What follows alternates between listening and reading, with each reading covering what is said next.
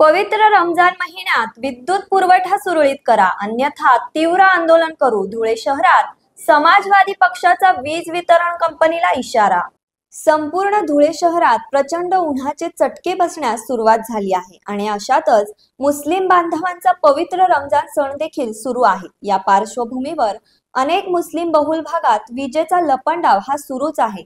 उन्हाळ्याच्या पार्श्वभूमीवर वीज वितरण कंपनीकडून आधीच उपाययोजना केल्या जातात, मात्र यंदा कुठल्याही प्रकारची उपाययोजना वीज वितरण कंपनीकडून करण्यात आली नसल्याचा आरोप समाजवादी पक्षाकडून करण्यात आला आहे.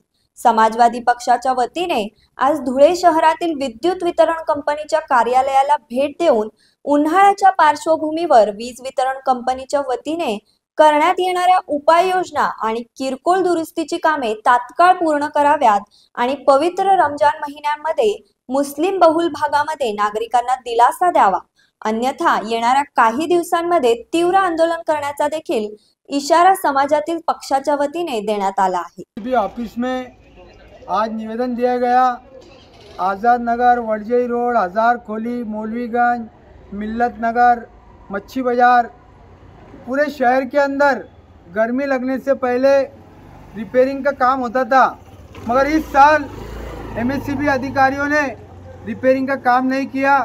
उसके चलते रमजान महीना शुरू हो चुका है, गर्मी लग चुकी है, बार बार लाइट जा रही है, नागरिक को बहुत ज़्यादा परेशानी का सामना करना पड़ रहा है।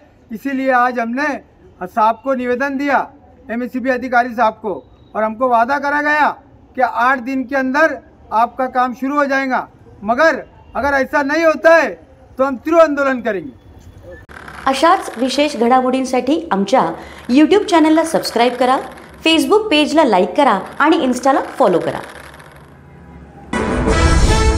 नमस्कार, आपण पाहताय लोकसंदेश न्यूज आणि मी स्मिता यादव. पाहूयात काही विशेष घडामोडी.